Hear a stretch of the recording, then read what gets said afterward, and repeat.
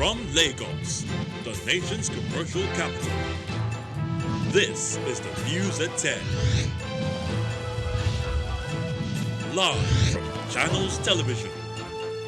Reporting tonight, Menace Walker.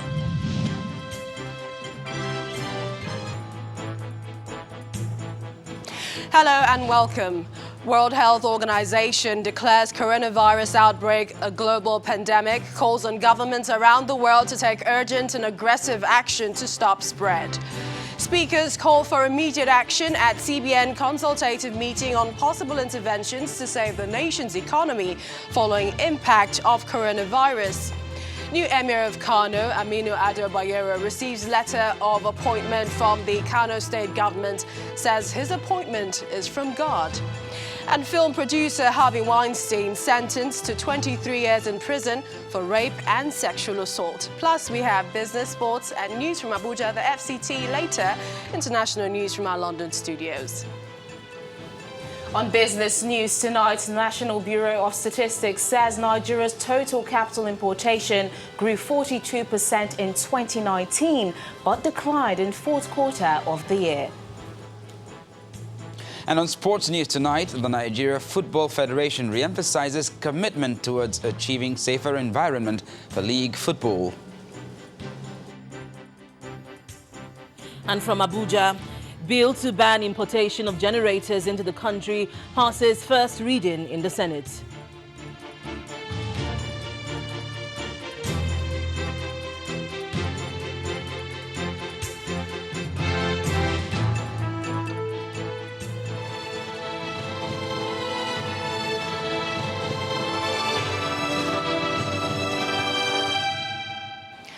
The coronavirus outbreak has been labeled a pandemic by the World Health Organization, WHO.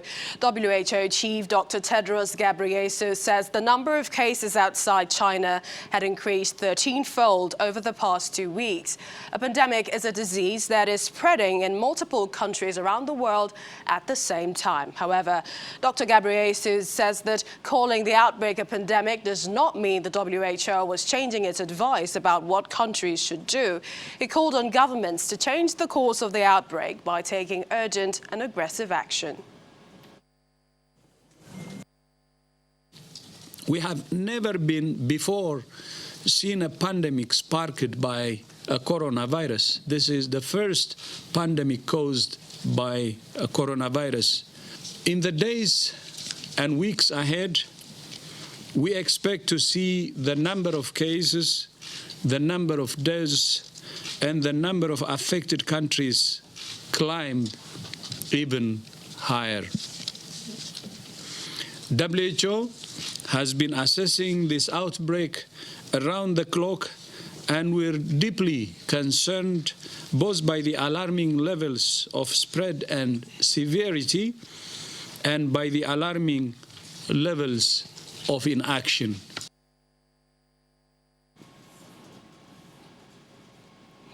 The rise in the number of coronavirus cases has become of much concern to the rest of the world as countries continue to apply varying measures to curb the spread of the disease. A closer look shows a jump in the number of cases in places already experiencing the outbreak. COVID-19, now labeled a pandemic, has infected more than 121,500 people in 114 countries and has claimed the lives of nearly 5,000 people. As the world battles to combat the spread, leaders from the European Union and Canada are promising to do whatever it takes to tackle the coronavirus outbreak, which first emerged in China at the end of last year. Italy, the worst affected country in Europe and outside of China, has now reported 12,462 cases. Official figures show the death toll in the country has risen to over 800 during the last 24 hours. This is a 31% rise from yesterday and the largest jump since the start of the outbreak in the country. The head of the Medical Association in the northern Italian province of Varese, Roberto Stella, has died of respiratory failure after contracting coronavirus. Earlier this week, the government announced emergency measures, including travel restrictions, to help them stem the outbreak.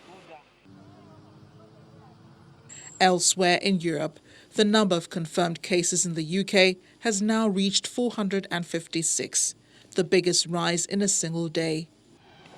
UK Junior Health Minister Nadine Dorries is the latest top official to contract the virus. Meanwhile, the UK's Health Secretary, Matt Hancock, says Parliament will remain open after an MP tested positive for coronavirus.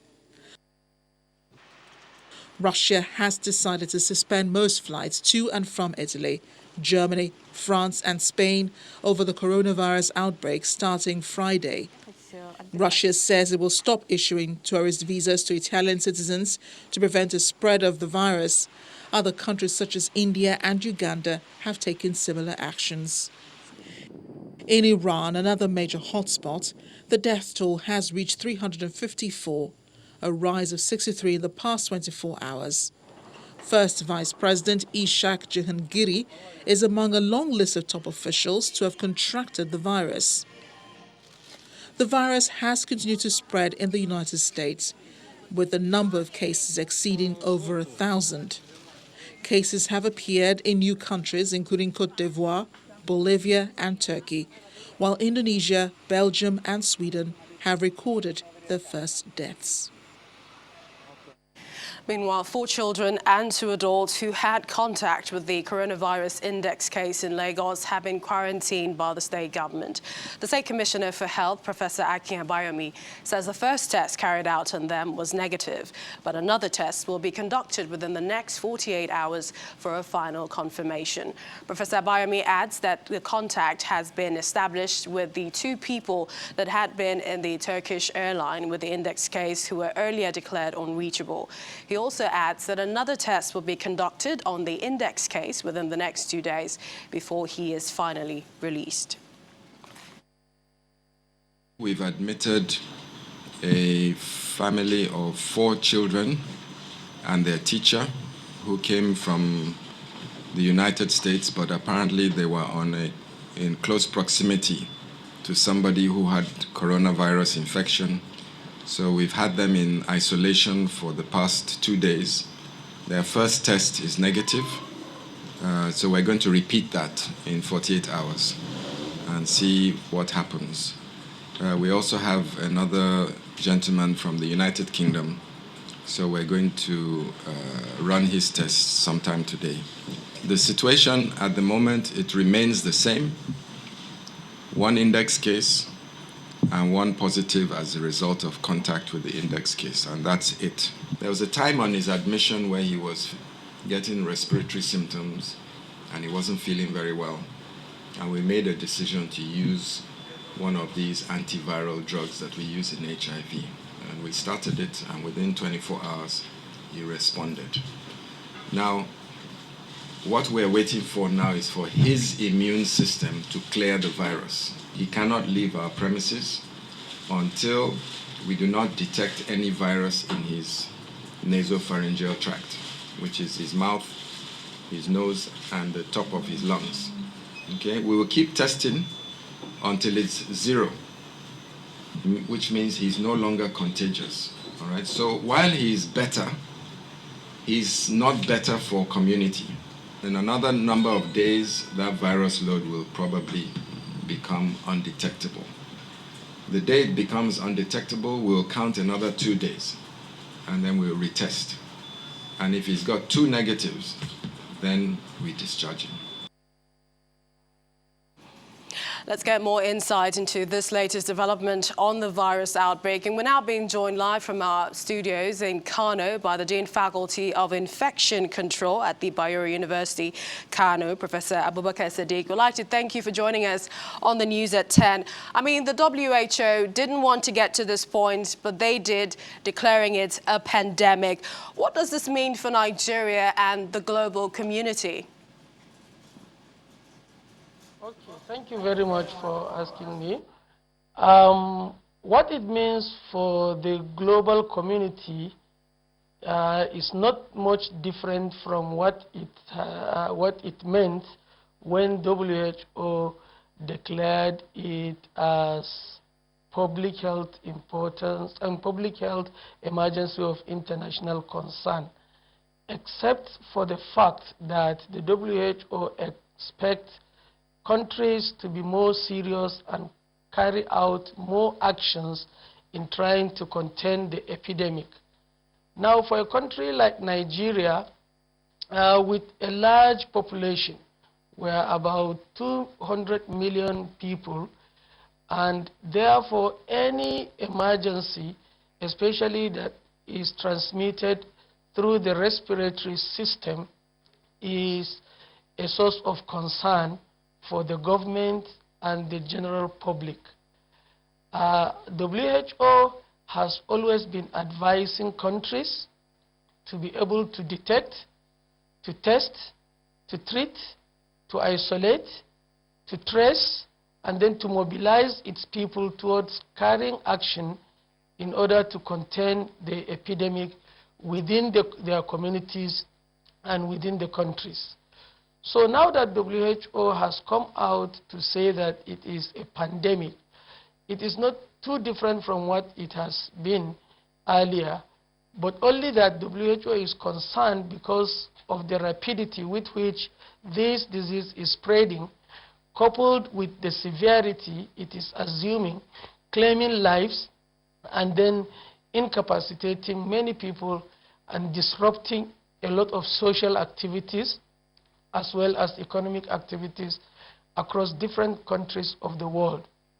So, Professor Sadiq, another source of, if we were to look at Nigeria, for example, do you think restricting travelers from some of the countries affected will be in order? And this is in light of the recommendations that countries should take urgent and aggressive measures.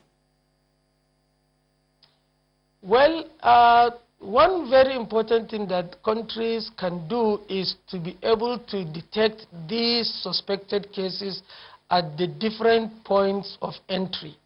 All our airports, we should be more serious in trying to identify signs and symptoms suggestive of this disease. And then, if possible, because there are countries known for heavy amount of cases, it may not be out of order if Nigeria as a country will try to stop some people from coming in, especially those not coming for very, very essential activities that are of great interest, especially to our country. So I will suggest that it is not out of order if our government can restrict some movements that are not very essential. This is to safeguard its people, and definitely it's in order. But then the most important thing is for us to ensure that at the different points of entry, the airports, the seaports, and even land borders, we take greater measures to ensure that we are able to detect and be able to quarantine people that we are heavily suspecting that they might have this illness. Finally, Professor Sadiq, what are your thoughts as to the efforts of the Ministry of Health and also perhaps the Lagos State government and the NCDC with regards to perhaps some of the cases that we've seen and also handling future threats? Well, actually, personally, I am of the opinion that we should be more aggressive in our approach, including testing for the viruses and be able to treat and isolate victims of these illnesses. We have to be more serious, and the number of laboratories across the country is actually not enough for a large population. There is an urgent need for the government to, as a matter of urgency, support the Nigerian Centers for Disease Control to come up with more labs. For example, in the whole of northern Nigeria, apart from the labs in Abuja, the other 19 states in the northern part of the country do not have a single lab for this test. And this does not indicate a serious attempt at containing this scourge. All right, Professor Abubakar Sadiq, we appreciate your analysis, Dean, Faculty of Infection Control at the Bayero University. Thank you for joining us on the News at 10 tonight. Thank you. In part 2, after the break, more on the coronavirus as the Central Bank of Nigeria hosts consultative meeting to consider ways of addressing its impact on the nation's economy. Please join us.